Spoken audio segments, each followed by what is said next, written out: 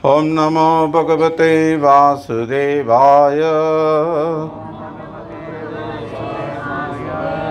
ओम नमो भगवते वासुदेवाय।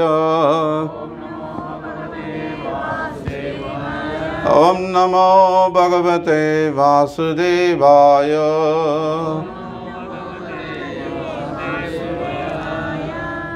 பகவத்கீதை உண்மை உறவில் 13வது அத்தியாயம் இயற்கையும் அனுபவிப்பவனும் உணர்வும் 5வது ஸ்லோகம். துஷிபீர் பகுதா கீதம்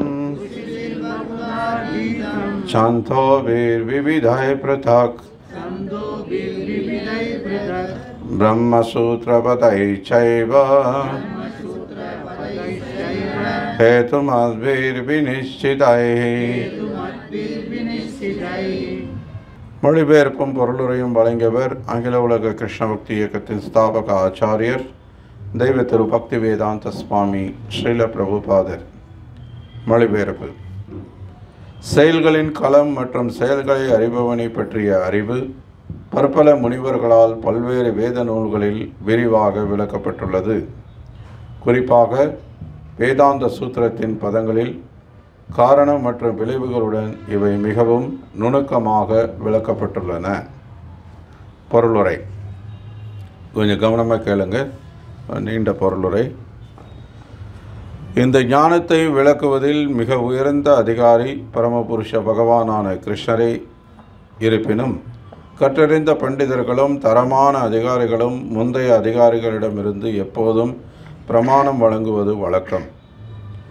மிகுந்த சர்ச்சைக்கு இடமளிக்கக்கூடிய ஆத்மாவிற்கும் பரமாத்மாவிற்கும் இடையிலான ஒற்றுமை வேற்றுமையை பற்றிய கருத்தினை பிரமாணமாக ஏற்றுக்கொள்ளப்படுகின்ற சாஸ்திரமான வேதாந்தத்தினை மேற்கோள் காட்டி கிருஷ்ணர் விளக்குகின்றார். முதலில் இக்கருத்து பற்பல ரிஷிகளை அடிப்படையாக கொண்டது என்று அவர் கூறுகிறார். ரிஷிகளை பொறுத்தவரை ஆசிரியரான வியாசதேவர் மகா ரிஷிகளில் ஒருவர். வேதாந்த சூத்திரத்தில் இருமைத்தன்மை தெளிவாக விளக்கப்பட்டுள்ளது. மேலும் மற்றொரு மகா முனிவரான வியாசரின் தந்தை பராசரர் தனது அறநூல்களில் எழுதுகின்றார். அகம் தம் ச ததா நீ, நான், நீ மற்றும் எல்லா உயிரினங்கள் உட்பட நாம் அனைவரும் ஜட உடலில் இருந்தாலும் திவ்யமானவர்கள். தற்போது நமது பல்வேறு கர்மத்தின் அடிப்படையில் ஜட இயற்கையின் முக்குணங்களுக்கு விழுந்துள்ளோம்.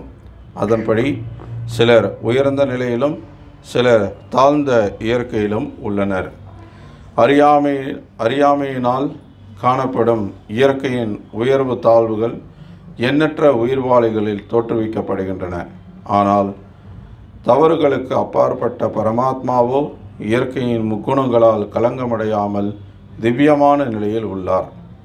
மேலும் மூல வேதங்களில் குறிப்பாக கட உபநிஷத்தில் ஆத்மா பரமாத்மா உடல் ஆகியவற்றிற்கு இடையிலான வேறுபாடு குறிப்பிடப்பட்டுள்ளது. பல்வேறு முனிவர்கள் இக்கருத்தினை விளக்கியுள்ள போதிலும் பராசரர் அவர்களில் முக்கியமானவராக கருதப்படுகிறார். சாந்தோபி எனும் சொல் பல்வேறு வேத இலக்கியங்களை குறிக்கும். உதாரணமாக யஜுர்வேதத்தின் பிரிவான தைத்திரிய உபநிஷத்தில் இயற்கை, ஜீவாத்மா, பரமபுருஷ பகவான் ஆகியவை விளக்கப்பட்டுள்ளன. முன்னரே குறிப்பிட்டது போல க்ஷேத்ரா என்பது செயல்களின் களத்தை குறிக்கும். மேலும் தனிப்பட்ட உயிர்வாளி, பரம உயிர்வாளி என க்ஷேத்ரஜ்ஞர்கள் இரு வகையினர் உண்டு. பிரம்மபுச்சம், பிரதிஷ்டா என்று தைத்திரிய உபநிஷத்தில் கூறப்பட்டுள்ளது. முழுமுதற் கடவுளின் சக்தி அன்னமய, உணவை சார்ந்து வாழுதல் என்னும் ரூபத்தில் தோன்றுகின்றது. இது பரமனை பௌதிகமாக உணர்வதாகும்.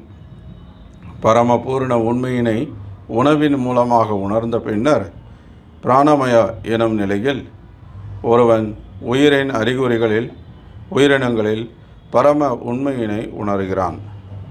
ஞானமய எனப்படும் அடுத்த நிலையில் உயிரின் அறிகுறிகளை தாண்டி எண்ணுதல், உணர்தல், விரும்புதல் என்பனவற்றின் மூலம் உணர்கின்றான்.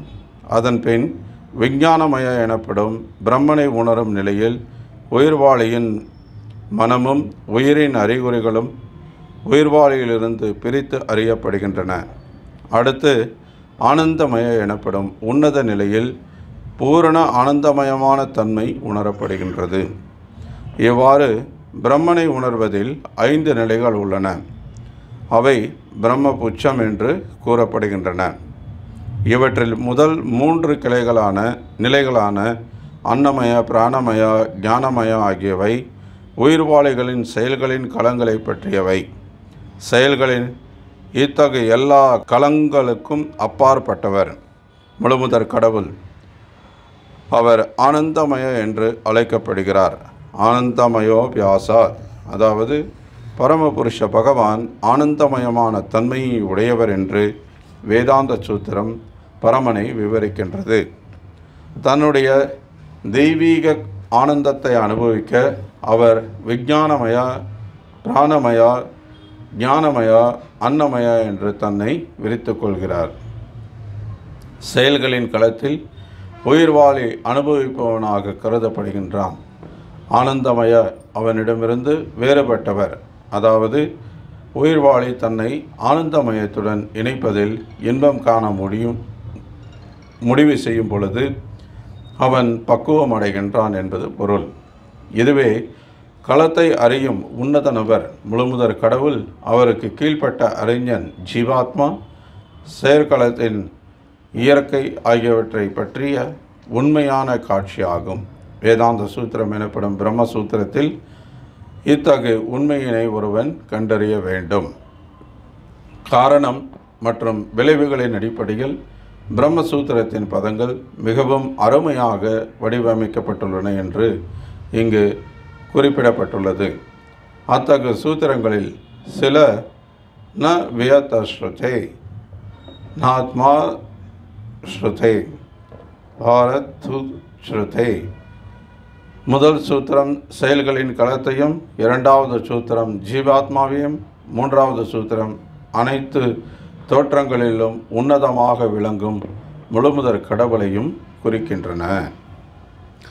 நம ஓம் விஷ்ணுபாதாய கிருஷ்ண பிரேஷ்டாய புத்தலே ஸ்ரீமதே பக்தி விகாச சுவாமி நாமினே. நம ஓம் விஷ்ணுபாதாய கிருஷ்ண பிரேஷ்டாய புத்தலே ஸ்ரீமதே பக்தி வேதாந்த சுவாமி நாமினே. நமஸ்தே சாரஸ்வதி தேவி கௌரவாணி பிரச்சாரிणे निर्विशेष शून्यवादी पाश्चात्य देश तारिणे. जय श्री कृष्ण चैतन्य प्रभु नित्यानंद श्री अद्वैत गदाधर श्रीवासादि गौर भक्तवृंद. हरे कृष्णा कृष्ण कृष्णा हरे हरे, हरे राम राम राम हरे हरे. हरे कृष्णा. தொடர்ந்து இங்கே 13வது அத்தியாயம் இயற்கையும் அனுபவிப்பவனும் உணர்வும் அப்படின்னு நம்ம கேட்டிருக்கோம். பகவத்கீதை முழுவதுமே பகவான் ஜீவாத்மாவான நம் மீது கொண்டிருக்கக்கூடிய கருணையின் ரூபம்தான் வெளிப்படுறது. எப்படின்னா, இதில் குறிப்பாக இந்த பகவத்கீதை அப்படின்றது இங்கே பகவான் மேற்கோள் காட்டக்கூடிய அந்த வேதாந்த சூத்திரம், பிரம்ம சூத்திர பதைஷைவ, பிரம்மசூத்திரம் அப்படின்றது வேதாந்த சூத்திரம், சேம் அதே தான். வேதாந்தம் அப்படின்னா, வேதம் அப்படின்னா அறிவு, வேத அந்தம் அப்படின்னா, அந்தம் அப்படின்னா முடிவு, முடிவான அறிவு, அல்டிமேட் நாலேஜ். அதுக்கு அப்பாற்பட்டு ஒரு உயர்ந்த ஞானம் எதுவும் கிடையாதுன்னு அர்த்தம். அதுதான் இறுதியான ஞானம்.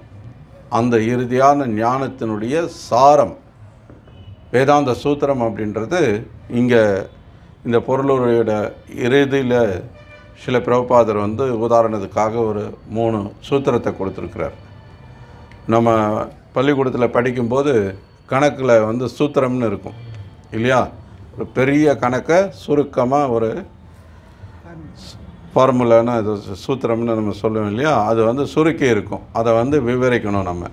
ஸோ அது மாதிரி இப்போது வேதம் அப்படின்றது ரொம்ப பெருசு. வேதமெல்லாம் படிக்கணும் அப்படின்னா முதல்ல சமஸ்கிருதம் நம்ம கற்றுக்கணும் முறையாக. சமஸ்கிருதம் கற்றுக்கிறதுக்கு ஒரு 10-12 வருஷம் ஆகிடும். அதுக்கப்புறம் சும்மா ஏன்னா பேச்சுக்காக கற்றுக்கிறதுன்றது வந்து ஏன்னா கொஞ்ச நாளில் கூட கற்றுக்கலான்னு வைங்க. ஆனால் முறையாக நீங்கள் வேதமெல்லாம் படிக்கிறதுக்காக கற்றுக்கணும் அப்படின்னா அதுக்கு பல வருடங்கள் ஆகும். அதுக்கப்புறம் நம்ம வந்து முறையான ஒரு வேதம் அறிந்த ஒரு பண்டிதரை அணுகி அவர்கிட்ட இருந்து அதை கற்றுக்கணும். அதுவும் குறிப்பாக நம்ம உண்மையிலேயே வேதத்தினுடைய நோக்கம் என்னன்னு தெரிஞ்சுக்கணும் அப்படின்னா அப்போது இந்த வேதாந்த சூத்திரம் எல்லாம் அறிந்த முறையான ஒரு அதிகாரப்பூர்வமான அங்கீகரிக்கப்பட்ட ஒரு குருவிடம் இருந்து தான் கற்றுக்கொள்ள முடியும். அப்போது இது எல்லாராலையும் அது கற்றுக்கொள்கிறது, வேதத்தை படிக்கிறது அப்படின்றது ரொம்ப கஷ்டம். குறிப்பாக இந்த கலியுகத்தில் அது சாத்தியம் இல்லாத விஷயம். அதனால் இப்போ இந்த வேத ஞானத்தை வந்து என்ன பண்ணிட்டாங்க அப்படின்னா ரொம்ப சுருக்கி வேதாந்த சூத்திரம் அப்படின்னு எல்லாம் அவ்வளோ பெரிய பெரிய ஞானத்தை எல்லாம் சுருக்கி கொடுத்தாங்க. ஆனால் அந்த வேதாந்த சூத்திரத்தை எல்லாராலையும் புரிஞ்சிக்க முடியாது. பெரிய பெரிய ரிஷிகளால் தான். அதனால தான் இங்கே சொல்லப்பட்டிருக்கு ரிஷிவீர். பெரிய பெரிய ரிஷிகள் எல்லாம் இங்கே கிருஷ்ணர் வந்து என்ன கருத்தை இங்கே நமக்கு விவரிக்கிறாரோ இது வந்து சும்மா ஏதோ மனக்கற்பனையில் ஊகத்தில் சொல்கிற கருத்து அல்ல. இது வேதாந்த சூத்திரத்தில் இருக்குன்னு வேதத்தை அவர் மேற்கோள் காட்டுறார், ரிஷிகளை மேற்கோள் காட்டுறார். அப்போது இதிலிருந்து என்ன நம்ம புரிஞ்சுக்கிறோம் அப்படின்னா இந்த ஞானம் அப்படின்றது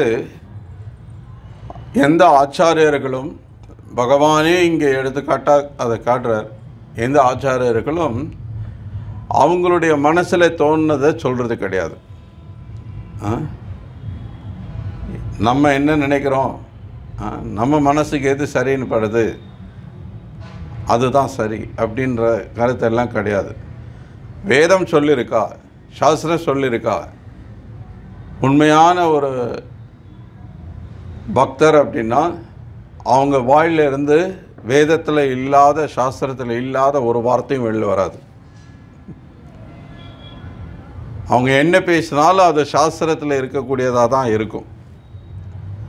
எல்லா சமயத்திலையும் அவங்க ஸ்லோகம் மேற்கோள் காட்டுவாங்கன்னு சொல்ல முடியாது. ஆனால் சாஸ்திரத்தில் இருந்தது தான் இருக்கும். நீங்கள் பிரபுபாதரை எடுத்துக்கிட்டிங்கன்னா நீங்கள் எந்த பொருளுரை வேணால் எடுத்துக்கோங்க, எந்த வாக்கியத்தை வேணால் சொல்லுங்கள், அது வேதத்தில் எங்கேயாவது ஒரு இடத்துல இருக்கும். ஏதாவது பாகவதம், பகவத்கீதா, இது மாதிரி ஏதாவது ஒரு சாஸ்திரங்களில் கண்டிப்பாக அது இருக்கும். ஒரு சின்னதாக ஒரு கதை சொல்கிறார் அப்படின்னா அந்த கதை கூட சாஸ்திரங்களில் இருக்கக்கூடியதாக தான் இருக்கும்.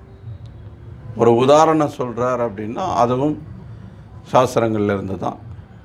இங்கே பகவான் என்ன பண்ணுறார், நமக்கு இந்த இயற்கையை பற்றியும் ஜீவாத்மாவை பற்றியும் நம்முடைய உணர்வை பற்றியும் எல்லாம் விவரிக்கக்கூடிய இந்த அத்தியாயத்தில் அவர் சொல்லக்கூடிய கருத்து வேதாந்தத்தில் இருக்குன்னு மேற்கோள் காட்டுறார். அப்போது நம்ம சாஸ்திரத்தின்படி இந்த அறிவை பெற வேண்டும் என்பது எவ்வளோ முக்கியத்துவம் வாய்ந்ததுன்றது இங்கே நம்ம கற்றுக்கொள்ள வேண்டிய விஷயம். நம்ம பெறக்கூடிய அறிவு சும்மா யாரோ கற்பனை பண்ணி சொல்கிற விஷயமா இருக்கக்கூடாது. இன்றைக்கி பிரபலமான ஒரு குருவாக இருக்கக்கூடியவர் இந்தியாவில், அவருக்கு பல ஆயிரம் சீடர்கள் இருக்காங்க. ஒரு சீடர் வந்து ஒரு கேள்வி கேட்குறார், சுவாமிஜி என்ன கேள்வி கேட்டாலும் நீங்கள் பதில் சொல்கிறீங்களே, இந்த பதிலெலாம் எங்கிருந்து நீங்கள் சொல்கிறீங்க அப்படின்னு கேட்டாங்க. அவர் பதில் ஃப்ரெஷ்லி பேக்டு அப்படிங்கிறார். சுட சுட என்ன மைண்டில் என்ன தோணுதோ அதை அப்படியே சொல்கிறேன் அப்படிங்கிறார். அவருக்கு பேர் குரு கிடையாது. குரு அப்படின்னா என்ன மனசில் தோணுதோ, என்ன நம்ம ஊகம் பண்ணுறோமோ, நம்ம என்ன கற்பனை பண்ணுறோமோ அதை சொல்கிறது இருக்கக்கூடாது. குருன்னா சாஸ்திரம் என்ன சொல்லுது, பகவத்கீதை என்ன சொல்லுது, பாகவதம் என்ன சொல்லுது, உபநிஷத்துக்கள் என்ன சொல்லுது, மகாபாரதத்தில் ராமாயணத்தில் எங்கேயாவது இது இருக்கா? இல்லாத ஒரு விஷயத்தை பேசக்கூடாது. அவர் தான் உண்மையான குரு. அதை விட்டுட்டு ஃப்ரெஷ்லி பேக்டு அப்படின்னா அது ஒரு தூய வைஷ்ணவருடைய பார்வையில், ஒரு பக்தருடைய பார்வையிலேருந்து பார்க்கும்போது ரொம்ப கோமாளித்தனமாக இருக்குது, அர்த்தமில்லாத ஒரு விஷயம். அப்போது அதையும் கேட்டு பல பேர் பின்பற்றிட்டு இருக்காங்க அப்படின்னா மக்களுக்கு அப்போ குருன்னா யாருன்ற ஐடியாவே கிடையாது. இன்னொரு சீடர் கேட்குறார், சுவாமி நான் கொஞ்சம் கருப்பாக இருக்கேன், எல்லாரும் என்னை கிண்டல் பண்ணுறாங்க கருப்பாக இருக்கேன்னு சொல்லி, சின்ன வயசுலேருந்தே கருப்பு கருப்புன்னு சொல்லி சொல்லி என்னை எனக்குள்ளே ஒரு தாழ்வு மனப்பான்மை வந்துருச்சு, நான் ரொம்ப தாழ்ந்தவனோ, என்னால் ஒன்றும் ஏன்னா கருப்பாக இருக்கிறதுனால ஒன்றும் சாதிக்க முடியாது அப்படின்ற மாதிரியான ஒரு தாழ்வு மனப்பான்மை வந்துருச்சு எனக்குள்ளே, இதிலேருந்து எப்படி வெளியில் வர்றது அப்படின்னு. அதுக்கு இந்த பேரளவிலான சுவாமிஜி பதில் சொல்கிறாரு, மேக் யுவர் லைஃப் கலர்ஃபுல் அப்படின்னு, உங்கள் வாழ்க்கையை வண்ணமயமாக்கிக்கோங்க அப்படிங்கிறாரு. ஏன்னா பெயிண்ட் கடையில் போய் எல்லா கலர் பெயிண்ட்டும் வாங்கிட்டு எல்லாம் பூசிக்கிறதா? இந்த பதிலில் இருந்து உங்களுக்கு என்ன புரியுது சொல்லுங்கள் பார்க்கலாம். யாராவது ஒருத்தங்க சொல்லுங்கள் பார்க்கலாம், உங்களுக்கு என்ன புரிஞ்சுது? நான் கருப்பாக இருக்கேன், என்னை எல்லாம் கருப்பு கருப்புன்னு சொல்லி என்னை ரொம்ப தாழ்வு மனப்பான்மைக்கு கொண்டு வந்துட்டாங்க, என்னையே நான் தாழ்ந்தவனாக நம்புகிற அளவுக்கு என்னை மாற்றிட்டாங்க. அப்போது இதுக்கு என்ன தீர்வுன்னு கேட்டால் ஒருத்தர் உங்கள் வாழ்க்கையை வண்ணமயமாக்கிக்கோங்கன்னு சொல்கிறாரு. இதிலேருந்து நீங்கள் எப்படி புரிஞ்சுக்குவீங்க? இது என்ன அர்த்தம் எடுத்துக்குவீங்க? என்ன உங்களுக்கு இதுலேருந்து புரியுது? ஏதாவது புரியுதா?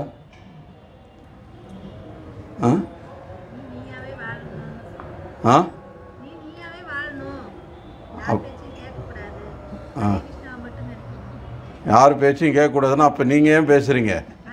முதல்ல நீங்கள் பேசக்கூடாது, நீங்கள் வாய மூடுன்னு முதல்ல. யார் பேச்சையும் கேட்கக்கூடாதுன்னு சொல்லிவிட்டு நீங்கள் பேசுனா என்ன அர்த்தம்?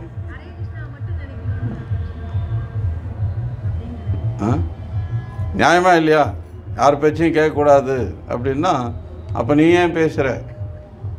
இன்னொருத்தர் சொல்கிறார், நான் கடவுள்னு சொல்ல வரல, நீ தான் கடவுள்னு சொல்ல வந்தேன் அப்படிங்கிறாரு. அப்போ நான் தான் கடவுள்னா எனக்கே நான் கடவுள்னு தெரியலன்னா அப்போ நான் என்ன மாதிரியான கடவுள்? எனக்கு இன்னொருத்தர் சொல்லி தான் நான் கடவுள்னு தெரியணும்னா அப்போ நான் கடவுளாக இருக்கிறதுல என்ன அர்த்தம் இருக்குது? இல்லையா? அதில் அர்த்தமே கிடையாது. இந்த மாதிரி ஏதோ மனசில் தோன்றது, வாயில் வர்றது எல்லாத்தையும் உளறிட்டு இருக்கக்கூடாது. அதுக்கு பேர் ஆன்மீகம் கிடையாது. ஆனால் இன்றைக்கி இப்படி பேசுகிறவங்க தான் பிரபலமாகிட்டு இருக்காங்க, அவங்க தான் பெரிய குருன்னு மக்கள் நினச்சிட்ருக்காங்க துரதிர்ஷ்டவசமாக. ஆனால் இங்கே பகவத்கீதையிலேருந்து நம்ம என்ன கற்றுக்குறோம் அப்படின்னா, பகவத்கீதை மட்டும் இல்லை, எல்லா உண்மையான வேதம் கற்ற வேத ஞானம் அறிந்த பக்தர்கள், வைஷ்ணவர்கள், சாதுக்களுடைய உபதேசங்கள் படி நம்ம என்ன கற்றுக்குறோம் அப்படின்னா, எதுவாக இருந்தாலும் அது சாஸ்திரபூர்வமான. அதனால தான் பிரபுபாதருடைய பொருளுரைகளில் பார்த்திங்கன்னா அங்கங்கே நிறைய ஸ்லோகங்கள் மேற்கோள் காட்டிகிட்டே இருப்பார். இந்த உபநிஷத்தில் இது சொல்லப்பட்டிருக்கு, பாகவதத்தில் இது சொல்லப்பட்டிருக்கு, பகவத்கீதையில் இது சொல்லப்பட்டிருக்கு, எவ்வளோ ஸ்லோகங்கள் மேற்கோள் காட்டுறாரு பாருங்கள். எல்லா அறிவையும் நமக்கு கொடுத்துருந்தா கூட அதை முறையான ஆச்சாரியர்கள்ட்டிருந்து நம்ம கற்றுக்கொள்ளலை அப்படின்னா நம்ம உண்மையான அறிவை அடைய முடியாது. இந்த போலியான நபர்கள் நம்மளை தவறாக வழி நடத்திடுவாங்க, நமக்கு சரியான அறிவை கொடுக்க மாட்டாங்க. அப்போது முதல்ல குருன்னா யாருன்ற ஒரு அடிப்படை அறிவு நமக்கு இருக்கணும். இப்போ நீங்கள் தங்கம் வாங்க போகிறீங்க அப்படின்னா தங்கம்னா எப்படி இருக்கும் அப்படின்ற ஒரு அடிப்படை பேசிக் ஐடியா இருக்கணும்.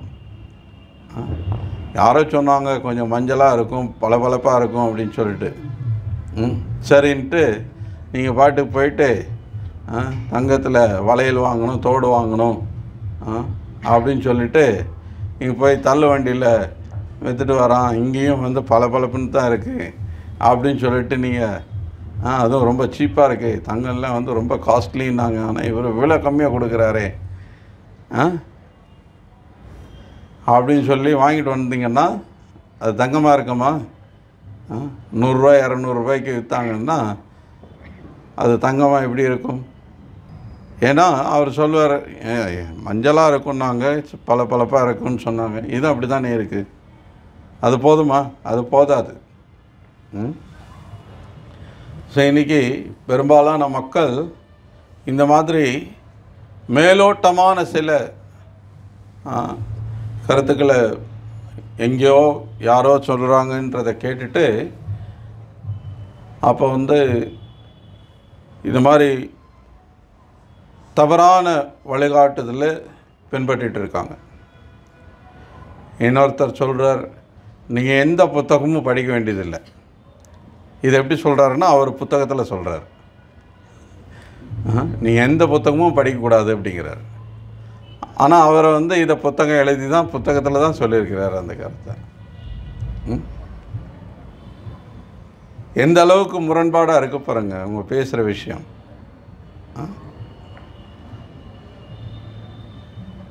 சாஸ்திரம் சொல்கிறதுக்கும் இன்றைக்கி இந்த மாதிரியான போலி குருன்னு சொல்லிட்டு மக்களை ஏமாற்றக்கூடியவர்கள் பேசுகிறதுக்கும் நிறைய வித்தியாசத்தை நீங்கள் பார்க்கலாம்.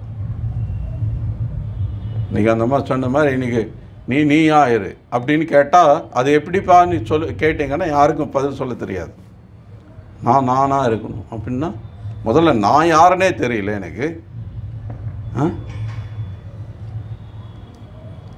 நீங்கள் யாருன்னு கேட்டால் இன்றைக்கி எவ்வளோ பேருக்கு பதில் தெரியும்னு சொல்கிறீங்க? ஒருத்தருக்கும் தெரியறதில்லை. கேட்டால் அவங்க பேரை சொல்லுவாங்க, இல்லைன்னா அவங்க ஊரை சொல்லுவாங்க, இன்னாருடைய மகன்னு சொல்லுவாங்க இல்லையா? அவங்க செய்கிற வேலையை நான் என்ஜினியர், டாக்டர் அப்படி சொல்லுவாங்க. ஆனால் இது ஏதாவது அவங்களுடைய உண்மையான அடையாளமாக? நீங்கள் யாருன்னு கேட்குற கேள்விக்கான பதிலாக இது கிடையாது. என்ன இது எல்லாமே இந்த சரீரம் சம்பந்தமானது. துரதிர்ஷ்டவசமாக இன்றைக்கி மக்களுக்கு நான் யாருன்றதே தெரியல. அப்புறம் எப்படி நானாக இருக்க முடியும்? நான் ஆத்மா, ஆனால் நான் இந்த உடல்னு நினச்சிட்ருக்கேன் இல்லையா? இவ்வளவு முழுக்க மக்கள் அப்படி தான் வாழ்ந்துட்டுருக்காங்க. அவங்களுக்கு தெரிஞ்சது வரைக்கும் வெறும் இந்த உடல் தான். இந்த உடலுக்கு தேவையான சாப்பாடு, தூக்கம், இனப்பெருக்கம், பாதுகாப்பு, அதை தவிர வேறு எதுவும் தெரியல மக்களுக்கு. அப்புறம் எப்படி அவங்களா வாழ முடியும்? நான் இந்த உடலே கிடையாது, இது நான் உபயோகிக்கிற ஒரு பொருள். பிரபு ரொம்ப சிம்பிளாக சொல்கிறார். இது என்ன? கை. யாரோட கை? ஏன் கை. இது என்ன? தலை. ஏன் தலை. இது ஏன் மூக்கு, ஏன் காது, ஏன் வாய், என்னோட இது அப்படிங்கிறோம் இல்லையா? இது என்ன? சட்டை. யாரோட சட்டை? என்னோட சட்டை. என்னோட சட்டை எப்படி என்னிலிருந்து வேறுபட்டது இல்லையா? நான் வேறு, சட்டை வேறு தானே. நானும் சட்டையும் ஒன்றுன்னு நான் சட்டைன்னு சொல்லிக்கிறோமா என்றைக்காவது? சின்ன பசங்களை கேட்டால் கூட சொல்லுவாங்க, நான் சட்டைன்னு சொல்ல மாட்டேங்க, இது ஏன் சட்டைன்னு தான் சொல்லுவாங்க இல்லையா? அப்போது நான் வேறு, இந்த சட்டை வேறு. அப்போது நான் வேறு, இந்த கை வேறு. நான் வேறு, இந்த தலை வேறு. ஏன்னா அதே தான் சொல்கிறோம் இல்லையா? என்னோட சட்டைன்னு சொல்கிற மாதிரி தான் என்னோட கைன்னு சொல்கிறோம், என்னோட தலைன்னு சொல்கிறோம். அப்போ இந்த உடலே என்னோட உடல். அப்போது இந்த உடலை வேறு, நான் வேறு. பகவத்கீதையில் கிருஷ்ணர் தெளிவாக சொல்கிறார், தேகி தேகா அப்படின்னு 2 வித்தியாசமாக வேறுபட்ட விஷயம் இருக்குது. இன்றைக்கி எவ்வளோ பேருக்கு இன்றைக்கி எந்த பள்ளிக்கூடத்தில் சொல்லிக் கொடுக்குறாங்க ஆத்மாவை பற்றி? ஆத்மான்னு ஒன்று இருக்குது, அந்த ஆத்மா தான் நம்ம, இந்த உடல் நம்ம கிடையாது, இந்த உடல் அழியக்கூடியது, இந்த உடல் பௌத்திகமானது, இந்த உடல் தற்காலிகமானது, இந்த உடல் அழிஞ்சால் கூட நம்ம தொடர்ந்து வாழ்ந்துக்கிட்டே தான் இருக்க போகிறோம் மரணத்துக்கு அப்புறமும் வாழ்க்கை இருக்குது, இதுக்கு முன்னாடியும் பல பிறவிகள் நம்ம வாழ்ந்திருக்கோம். எந்த பள்ளிக்கூடத்துலையாவது, எந்த கல்லூரியிலையாவது, எந்த பல்கலைக்கழகத்துலையாவது சொல்லிக் கொடுக்கப்படுதா? கிடையாது. எந்த வீட்லேயாவது இன்றைக்கி சொல்லிக் கொடுக்குறாங்களா? இல்லை. இன்றைக்கி வீடுகள்லேயும் யாரும் பெரியவங்க சொல்லிக் கொடுக்கறதில்ல. சின்ன குழந்தையிலேருந்து 90 வயசான பாட்டி வரைக்கும் எல்லாம் டிவி முன்னாடி தான் உட்காந்துட்ருக்காங்க, எல்லாம் சீரியல் தான் பார்த்துட்ருக்காங்க. யாருக்கு இந்த அறிவு இருக்குது? அப்போ யோசிச்சு பாருங்கள், மக்கள் இன்றைக்கி பேசுகிற விஷயங்கள் எல்லாம் எவ்வளோ அபத்தமாக இருக்குது பாருங்கள். நீயா இருந்தா எப்படி நான் இருக்க முடியும்? முதல்ல நான் யாருன்னே தெரியலையே. இன்னொரு விஷயம் சொல்கிறாங்க, மனசுக்கு சரின்னு பட்டா நீ செய். ஊரில் இருக்கிற அத்தனை வன்ஷாப்காரனும் வந்து அது சரின்னு நினச்சி தான் பண்ணிகிட்ருக்கான். அத்தனை சாராயால் நடத்துகிற அரசியல்வாதிகள்லாம் கேட்டு பாருங்கள், இது சரியானு தப்புன்னு சொல்லுவான்.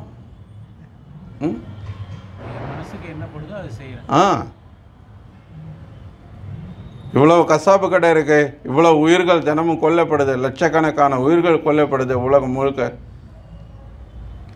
அந்த உயிர்களை கொல்றவனை கேட்டால் இது தப்புன்னா சொல்லுவான், இல்லைங்க இது சரிதாங்க. ஆனால் பகவத்கீதையில் கிருஷ்ணர் என்ன சொல்கிறார்? ஒருத்தன் எப்படி செயல்படணும்? எஸ் சாஸ்திர விதிமுத்ரஸ்ய வர்த்ததே காமகாரத ந சித்திம் அவாப்னோதி ந சுகம் ந பராம் கதிம். 16வது அத்தியாயம் வரும்போது பார்க்கலாம். சொல்கிறார், எஸ் சாஸ்திர விதிமுத்ரஸ்ய, சாஸ்திர விதி, சாஸ்திரத்தில் விதிகள் இருக்குது, இதை செய்யணும் இதை செய்யக்கூடாதுன்னு இருக்குது. அந்த சாஸ்திர விதிக்கு நீ உட்பட்டு செயல்படலை, வர்த்தத்தை காமகாரத்தை, உன் மனம் போன போக்கில் நீ செயல்பட்ட அப்படின்னா, மனசு என்ன சொல்லுதோ அதை நீ செஞ்சிட்டு இருந்த அப்படின்னா, அப்போ என்ன சொல்லுது? ந சித்திம், வாழ்க்கையில் பக்குவத்தை அடைய முடியாது. ந சுகம், சுகம்ன்றது இருக்காது, சந்தோஷம் இருக்க முடியாது. ந பராம் கதிம், பராம் கதியை அடைய முடியாது, பகவானுடைய திருவடியை அடைய முடியாது. அப்போது எவ்வளவு முரணான கருத்து இன்றைக்கி சமுதாயத்தில் பரப்பப்பட்டிருக்கு பாருங்கள். பகவான் சொல்கிறார், மனம் போன போக்கில் செயல்பட்டன்னா இதெல்லாம் நடக்கும், உனக்கு சந்தோஷம் இருக்காது, பரமகதியை அடைய முடியாது, வாழ்க்கையில் பக்குவத்தை அடைய முடியாதுங்கிறார். ஆனால் இன்றைக்கி மக்கள் எல்லோரும் என்ன பேசுகிறாங்க? உன் மனசுக்கு சரின்னு பட்டா செய்ப்பா. பேசுகிறாங்களா இல்லையா? நான் ஏதாவது இங்கே மிகைப்படுத்தி சொல்கிறேன்னா? நீ உலகத்தில் மக்கள் பேசாத விஷயத்தை ஏதாவது பொய்யா சொல்கிறேன்னா?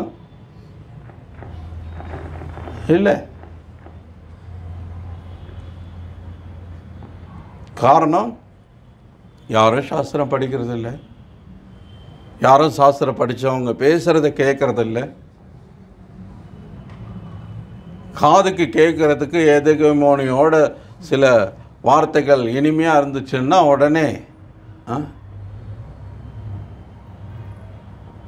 அதை அப்படியே ஏற்றுக்கிறது. அதுதான் வேத கருத்து மாதிரி.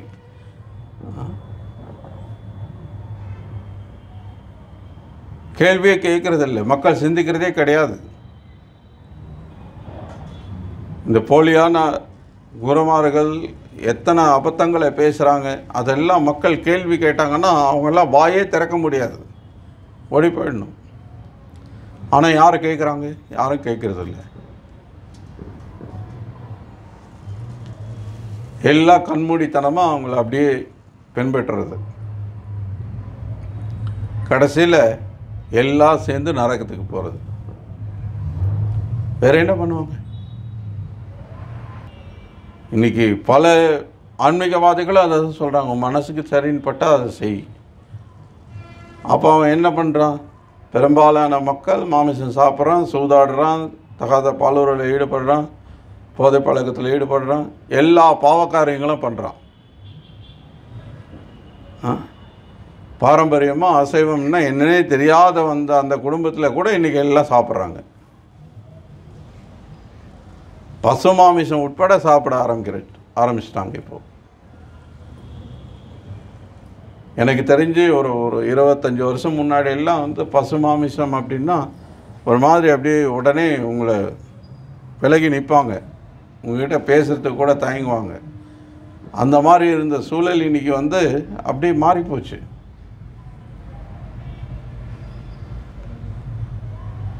ஏன்? காரணம் என்ன? சாஸ்திரம் படிக்கிறது. இந்த மாதிரி அபத்தமான விஷயங்களை கேட்டு கேட்டு அதுதான் வாழ்க்கையோட தத்துவம் அப்படின்னு நினச்சிட்டு கண்மூடித்தனமாக பின்பற்றுறது. ஆனால் கிருஷ்ணர் சொல்கிறார், முதல்ல நம்ம வாழ்க்கையில் அடிப்படை விஷயத்தை நம்ம கற்றுக்கணும். நான் இந்த உடல் கிடையாது, ஆத்மா. ஆத்மா வேறு, உடல் வேறு. ஆத்மா அழிவில்லாதது, ஆத்மா நித்தியமானது. ஆத்மாவுக்கு பிறப்பு, இறப்பு, முதுமை, வியாதி இதெல்லாம் எதுவுமே கிடையாது. இங்கே பொருளூரில் ப்ரொஃபஸர் ஆனந்தமயோபியாசாத், ஆத்மா எப்போவும் ஆனந்தமயமாக இருக்க வேண்டியது. அதனால தான் நம்ம எல்லாரும் சந்தோஷமாக இருக்கிறதுக்கு தான் முயற்சிக்கிறோம் இல்லையா? யாராவது கஷ்டப்படணும்னு ஏதாவது திட்டம் போட்டு ஏதாவது முயற்சி பண்ணுறீங்களா? இந்த உலகத்தில் யாராவது இன்றைக்கி ஒரு 2 மணி நேரம் வேதனையில் கொஞ்சம் அழுதா நல்லா இருக்குங்க அப்படின்னு சொல்லி அதுக்காக யாராவது திட்டம் போட்டு ஒரு கத்தி எடுத்து கையை வெட்டிக்கலாமா, காதை அறுத்துக்கலாமா, அல்லது ஒரு சுற்றி எடுத்து முட்டியை உடச்சிக்கலாமா அப்படின்னு யாராவது பிளான் பண்ணுறீங்களா? ரொம்ப சந்தோஷமாக இருந்து சலிச்சு போச்சு, கொஞ்சம் கஷ்டப்படலாம். யாராவது யோசிக்கிறீங்களா? அந்த மாதிரி யாராவது அந்த மாதிரி செஞ்சு பார்த்துருக்கீங்களா? இல்லை. மாறாக என்ன பண்ணுறோம்? எப்படி சந்தோஷமாக இருக்கிறது? இது வரைக்கும் பார்த்ததே கிடையாது. அப்படி யாரும் சந்தோஷமாக இருந்தது கிடையாது. இருக்கிறதா நம்ம நினச்சிட்ருக்குறோம், அதுதான் உண்மை. ஆனாலும் சந்தோஷத்துக்காக ஏங்கிக்கிட்டே இருக்கோம், அதுக்கான முயற்சி எடுத்துகிட்டே இருக்கோம். கஜினி முகமது 17 முறை தோற்று போனோம். ஆனால் நம்ம 100 முறை 170 முறை தோற்றா கூட திரும்பி திரும்பி அதை முயற்சி பண்ணிகிட்டே இருக்கோம். ஒவ்வொரு முயற்சியிலையும் தோற்றுக்கிட்டே இருந்தால் கூட திரும்ப திரும்ப ஏற்கனவே பல கோடி ஜென்மங்கள் நம்ம வந்து தோற்று போயிட்டோம் அதில். அதனால தான் இன்னமும் இந்த உலகத்திலே இருக்கும், அதனால தான் இன்னும் பௌதிக சரீரத்திலே இருக்கும். ஆனாலும் திரும்ப திரும்ப சந்தோஷமாக இருக்க முயற்சி பண்ணிகிட்டே இருக்கோம். ஏன்? எப்படி அந்த ஐடியா வருது நமக்கு? அந்த எண்ணம் வர்றதுக்கு காரணம் என்ன? சந்தோஷமாக இருக்கணுன்ற அந்த எண்ணம் எங்கிருந்து வருது? ஏன்னா இயற்கையிலே நம்ம சந்தோஷமயமானவங்க, ஆனந்தமயமானவங்க. இயற்கையிலே ஆத்மா பகவானுடைய அம்சமாக ஆனந்தமயமாக இருக்க வேண்டியது.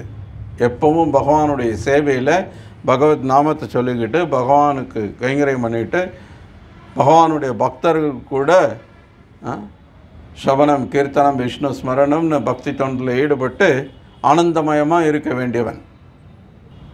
ஆத்மாவுக்கு துன்பம்னா என்னன்னே தெரியாது. ஆனால் இன்றைக்கி நம்ம துன்பத்தை தவிர வேறு எதுவும் தெரியாமல் இருந்துகிட்ருக்கோம். காரணம் இந்த அறியாமை. நான் இந்த உடல் அப்படின்னு நினச்சி நம்ம செயல்படுறது, செயல்களின் விளைவு மேலும் மேலும் நம்மளை துன்பப்படுத்திக்கிட்டே இருக்குது, இந்த துன்பத்துக்கு உள்ளாக்கிட்டே இருக்குது. மாயையில், அறியாமையில் நம்ம அறியாமையை வந்து வளர்த்துக்கிட்டே போகிறோம். பகவான் கொடுக்குற அறிவை நம்ம ஏற்றுக்காம, சாஸ்திரம் சொல்கிற அறிவை நம்ம ஏற்றுக்காம, அறிவு அப்படின்னாலே அது வேதம்தான். வேதத்துக்கு அப்பாற்பட்டு எந்த விஷயத்தை நம்ம கற்றுக்கிட்டாலும் அது அறியாமை தான், அது அறிவே கிடையாது. ஆனால் இன்றைக்கி வேதத்தில் இருக்கிற அறிவு எங்கே இன்றைக்கி சொல்லிக் கொடுக்கப்படுது? அறிவின்ற பேரில் எல்லாம் யாரோ கற்பனை பண்ணதை வந்து சொல்லிகிட்டு இருக்காங்க. டார்வின் கொள்கை பள்ளிக்கூடத்தில் படிக்கிறோம். மனுஷன் எப்படி வந்தான்? குரங்குலேருந்து வந்தான். உங்கள் தாத்தா குரங்கு, உங்கள் முப்பாட்டம் எல்லாம் குரங்கு. சந்தோஷமாக இருக்கா கேட்குறதுக்கு? ஆனால் பள்ளிக்கூடத்தில் பரிசு இல்லாத தானே எழுதுறீங்க, நாங்கள் குரங்குலேருந்து வந்தோன்னு. ஏற்காடில் நானும் பார்த்துட்ருக்கேன். எனக்கு தெரிஞ்ச ஒரு ஏன்னா சின்ன வயசுலேருந்து ஒரு 30-35 வருஷமாக பார்க்குறேன். குரங்காகவே தான் இருக்குது. ஒரு குரங்கு மனுஷனாக மாறினது கிடையாது. டார்வினுக்கு அப்பா வேணால் குரங்காக இருந்திருக்கலாம், தாத்தா குரங்காக இருந்திருக்கலாம். ஆனால் அதுக்காக எல்லாரோட அப்பா, தாத்தா, முப்பாட்டம் எல்லாரும் குரங்குன்னா அவர் வந்து ஏதோ பார்த்துருக்கிறாரு. குரங்கும் மனுஷனும் கிட்டத்தட்ட தோற்றம் ஒரே மாதிரி இருக்குது அப்படின்னு நினச்சிட்டு ஒரு வேளை குரங்குலேருந்து வந்திருக்கலான்னு ஒரு ஒரு ஊகம்தான் அது. டார்வின் கொள்கைன்னு தான் சொல்லப்படுது. அது இன்றைக்கி வரைக்கும் நிரூபிக்கப்படலை. ஆனால் உலகம் முழுக்க இன்றைக்கி அதை தான் நம்பிகிட்ருக்கு. ஆனால் மனிதன் எப்படி வந்தான்றது பகவான் இங்கே சாஸ்திர அகம் சர்வஸ்ய பிரபவோ, நான் எல்லாத்தையும் படைக்கிறேன். அகம் ஆதிர்கி தேவானாம், எல்லா தேவர்களும் என்னிலிருந்து பிறந்தவங்க, எல்லா ரிஷி முனிவர்களும் என்னால் படைக்கப்பட்டவங்க அப்படிங்கிறார். அதை விஞ்ஞானபூர்வமாக சாஸ்திரத்தில் விளக்கவும் பட்டிருக்கு. எப்படி அவர் படைக்கிறார், எப்படி இந்த ஒரு பிரபஞ்சம் படைக்கப்படுது, இந்த பிரபஞ்சத்துக்குள்ளே எப்படி பகவான் மறுபடியும் கர்ப்போதகஷாயி விஷ்ணுவாக உள்ளே வர்றார், கர்ப்போதக கடலில் இருக்கிறார். அந்த கர்ப்போதக கடலிலேருந்து எப்படி பிரம்மா வந்து படைக்கப்படுறார், பிரம்மா மூலமாக இரண்டாம் தர படைப்பாக இந்த பிரபஞ்சத்தில் இருக்கிற எல்லா உயிர்களும் எப்படி படைக்கப்படுதுன்றத ஸ்டெப் பை ஸ்டெப்பாக ரொம்ப நுணுக்கமாக முழு விவரங்களும் விவரிக்கப்பட்டிருக்கு. நம்ம படிக்கலை, அதனால் நமக்கு தெரியல. அதனால் டார்வின் குரங்குன்னு சொன்னோடனே நம்ம ஏன்னா நம்ம முன்னோர்கள்லாம் குரங்குன்னு சொல்லிக்கிறோம். ஆனால் கொஞ்சம் யோசிச்சு பாருங்கள். இப்போ நீங்கள் கோயிலுக்கு போனால் கோயிலில் வந்து புரோகிதர் கேட்குறார், அர்ச்சகரை கேட்குறார் அர்ச்சனை பண்ணுறதுக்கு. உங்கள் பெயர் கேட்குறார், நட்சத்திரம் கேட்குறார், கோத்திரம் கேட்குறார். கோத்திரம் கேட்கும்போது என்ன சொல்கிறீங்க? குரங்கு கோத்திரம்னா யாராவது சொல்கிறீங்க? என்ன சொல்கிறீங்க? பரத்வஜ கோத்திரம். இந்த மாதிரி பெரிய பெரிய ரிஷி முனிவர்களோட பேரை சொல்கிறோம். ஏன்னா நம்ம எல்லாரும் அந்த ரிஷிகள் வழியாக வந்தவங்க. அவங்க தான் நம்மளுடைய இந்த வம்சத்துக்கு மூலம். அதுதான் கோத்திரம்ன்றது. யாராவது எந்த கோயிலையாவது நான் குரங்கு கோத்திரம்னு சொல்லி அர்ச்சனை பண்ணி பார்த்துருக்கீங்களா? இல்லை. ஆனால் பள்ளிக்கூடத்தில் போய் பரீட்சை எழுதும்போது மட்டும் உலகம் முழுக்க எல்லாரும் குரங்குலேருந்து வந்தவங்களாக இருக்காங்க. அது எப்படின்னு தெரியல. இந்த உலகம் எப்படி படைக்கப்பட்டது, இந்த உலகத்தில் நம்ம ஏன் இங்கே வந்தோம், நம்ம ஏன் இங்கே ஒவ்வொருத்தரும் வித்தியாசமாக இருக்கோம், இத்தனை கோடிக்கணக்கான பேர் இருக்கோம். நம்ம எல்லாரும் பார்த்திங்கன்னா வெவ்வேறு தோற்றம் இருக்குது. எல்லாருக்கும் 2 கை 2 கால் இருக்குது. ஆனால் இந்த 2 கை 2 கால் இருக்கிற இந்த தோற்றத்தில் எவ்வளோ வித்தியாசம் பாருங்கள். பார்த்த மாத்திரத்தில் பார்க்க கூட தேவையில்லைங்க. குரலை கேட்டாவே இவர் தான் பேசுகிறாரு நமக்கு தெரிஞ்சிருது. ஃபோன் எடுத்தால் ஹலோ, ஓ ஓகே இவர் தான் பேசுகிறார் தெரிஞ்சிருது இல்லையா? இந்த குரலில் எவ்வளோ வித்தியாசம் இருக்குது பாருங்கள். ஒவ்வொருத்தர் குரலுக்கும் எப்படி இவ்வளோ டீட்டெயிலாக படைக்கப்படுது. ஏன்னா பகவான் அதை செய்கிறார். பகவான் சர்வசக்திமான். அவரால் செய்ய முடியாதது எதுவுமே கிடையாது. ஸோ எல்லா ஞானமும் நமக்கு இருக்குது, சாஸ்திரத்தில் இருக்குது.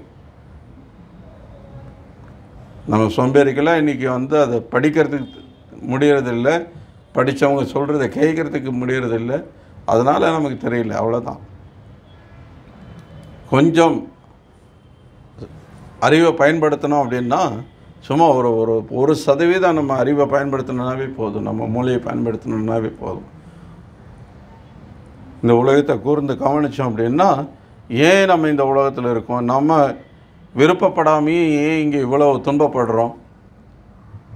வயோதிகம் எனக்கு பிடிக்கல, மரணம் எனக்கு பிடிக்கல, வியாதி எனக்கு பிடிக்கல, பிறந்ததும் எனக்கு பிடிக்கல.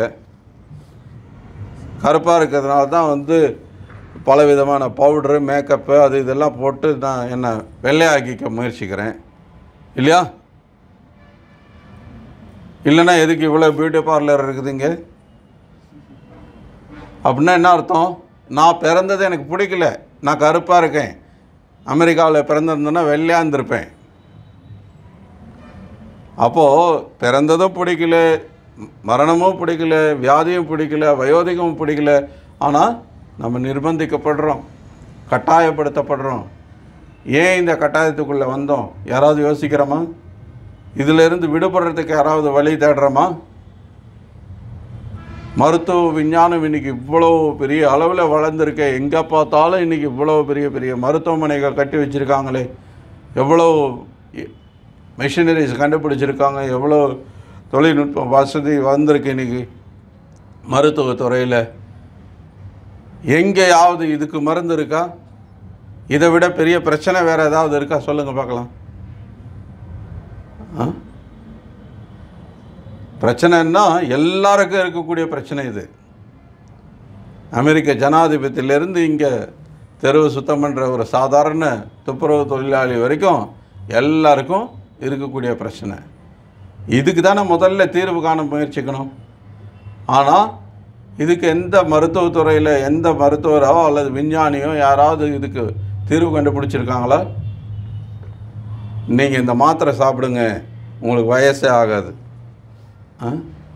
சொல்ல முடியுமா? நீங்கள் இந்த ஒரு மாத்திரை சாப்பிட்ருங்க, உங்களுக்கு வியாதின்னா என்னன்னே தெரியாது, நீங்கள் மரணமே அடைய மாட்டீங்க. யாராவது ஒரு வீட்டில், எங்கள் வீட்டில் இவர் இருக்கிறாருங்க ஒரு 400 வருஷமாக அப்படின்னு யாராவது சொல்லுங்க முடியுமா? யாரும் கிடையாது. ஆனால் பாருங்கள், இருந்தும் நம்ம எல்லோரும் நான் நிரந்தரமாக இருப்பேன் அப்படின்னு நினச்சிட்டு தான் நம்ம வாழ்ந்துட்டுருக்கோம். இந்த உடல் நிரந்தரமாக இருக்கும்னு நினச்சிட்டு தான் நம்ம இருக்கிறோம். அதுதான் மாயை, அதுதான் அறியாமை, அதுதான் நமக்கு இந்த உலகம் கொடுத்துட்ருக்கு. ஸோ அதிலிருந்து விடுபடணும்னா நம்ம பகவத்கீதை படிக்கணும், பகவான் சொல்கிறத கேட்கணும், பக்தர்கள்ட்ட இருந்து அதை கேட்கணும், பக்தி பயிற்சி பண்ணணும், பகவானுக்கு சேவை பண்ணணும். சேவை பண்ணும்போது தான் இந்த உண்மை நமக்கு விளங்க வரும். வேறு சவால் விட்டால் நமக்கு விளங்கிடாது. கடவுளை காட்டு பார்க்கலாம், சவால் விடுற நீ பிரபுபாத கேட்குறார், உனக்கு பார்க்குறது கண் இருக்கா? கண் இருக்குன்னு நீ வேணால் பெருமைப்பட்டுக்கலாம், என்னால் எல்லாத்தையும் பார்த்துட முடியும். எல்லாத்தையும் உன்னால் பார்க்க முடியுதா? உன்னோட அறிவு இருக்கா? காட்டு பார்க்கலாம். என்ன நிறத்தில் இருக்குது, என்ன வடிவத்தில் இருக்குது? நீ பார்க்க முடியலன்றதுக்காக உனக்கு அறிவு இல்லைன்னு ஒத்துக்குவியா? ஏன்னா எல்லாத்தையும் பார்த்தா தானே நீ நம்புவ. காட்டு, நான் நம்புகிறேன்றல்ல, அப்போ உன் அறிவை காட்டு, இல்லைன்னா உனக்கு அறிவே இல்லைன்னு ஒத்துக்கோ. உன் மனசை காட்டு, கையை காட்டு, காலை காட்டுன்னா உடனே காட்டுற இல்லை, அது மாதிரி மனசை காட்டு, உன் புத்தியை காட்டு. காட்ட முடியலன்னா எனக்கு அதெல்லாம் இல்லைன்னு ஒத்துக்கோ, இல்லையா? நியாயம்தானே? ஸோ இதுதான் இன்றைக்கி பேரளவிலான நாத்திகம், இதுதான் பேரளவிலான இந்த கல்வி, இதுதான் இன்றைக்கி இந்த பௌதிக உலகம் நமக்கு கொடுத்துட்ருக்கு. ஸோ இதை எல்லாத்துலேருந்து விடுபடணும்னா பகவத்கீதை உண்மை உருவில் படிக்கணும். பகவத்கீதை உண்மை உருவில் பக்தர்கள்ட்ட கேட்டு நம்ம கற்றுக்கணும். அப்போ நமக்கு அறிவு கிடைக்கும். இந்த அறிவில், இந்த அறியாமையிலேருந்து நம்ம விடுபட முடியும். ஒரு நாள் இந்த பௌதிக உலகத்திலேருந்து முற்றிலுமாக விடுபட்டு நம்முடைய உண்மையான இருப்பிடமான வைகுண்டத்தை நம்ம அடைய முடியும். இல்லைன்னா புனரப்பி ஜனனம் புனரப்பி மரணம் சட்டரே ஜகனம். ஏன்னா பிறப்பு இறப்பு முதுமை நோய், பிறப்பு இறப்பு முதுமை நோயின்ற இந்த சுழற்சி அந்த ராட்டின மாதிரி அப்படியே சுற்றிக்கிட்டே இருக்கும். இன்றைக்கி மனித உடலில் இருப்போம், நாளைக்கு நாயாக இருப்போம், நாளைக்கு பூச்சாக இருப்போம், அடுத்த நாள் ஒரு மரமாக இருப்போம், அப்புறம் அப்படியே 84 லட்சம் வகையான உடலில் மறுபடியும் சுற்றிக்கிட்டே இருப்போம். சில சமயத்தில் மேலே போவோம், சில சமயத்தில் கீழே போவோம். புண்ணியம் பண்ணால் மேல் உலகங்களுக்கு போகலாம், பாவம் பண்ணால் கீழ் உலகங்களுக்கு போகலாம். எல்லாம் பார்த்திங்கன்னா இந்த பௌதிக உலகத்துக்குள்ளேயே தான் இருக்கும், சுற்றிக்கிட்டே இருக்க வேண்டியதான். இதிலிருந்து வெளியேறவே முடியாது. வெளியேறதுக்கான ரொம்ப அற்புதமான அருமையான வாய்ப்பு இந்த மனித வாழ்க்கையில் கிடைச்சிருக்கு. ஏன்னா இந்த மனித வாழ்க்கையில் மட்டும்தான் இப்போ நம்ம பேசிகிட்டு இருக்கிற இந்த விஷயத்தை புரிஞ்சுக்கிறதுக்கான கெப்பாசிட்டி பகவான் கொடுத்துருக்கிறார்.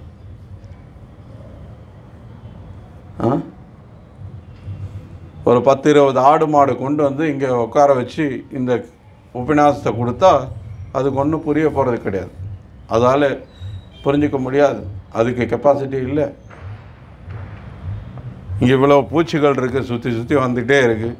இதெல்லாம் இது நம்ம பேசுகிறத புரிஞ்சுக்குமா என்ன?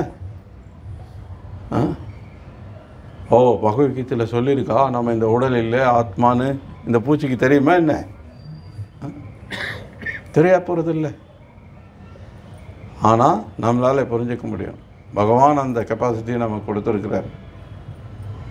அந்த வாய்ப்பை நம்ம பயன்படுத்திக்கிறது தான் புத்திசாலித்தனம். இதை நம்ம பயன்படுத்திக்கல அப்படின்னா நம்ம மனிதனாக பிறக்கிறது அர்த்தமே இல்லாமல் போயிடுது. ஸோ அதனால் தயவுசெய்து பகவத்கீதை படிங்க, பிரபுபாதருடைய மற்ற புத்தகங்களை படிங்க, தினசரி பிரபுபாதருடைய உபன்யாசங்கள் கேளுங்க, உண்மையான அறிவை வளர்த்துக்கோங்க. உண்மையிலேயே ஆனந்தமயமான வாழ்கிறதுக்கு வழி அது மட்டும்தான். ஹரே கிருஷ்ணா. பகவத்கீதை உண்மை உறவில் கி ஜாய். ஸ்ரீல பிரபுபாத கி ஜாய்.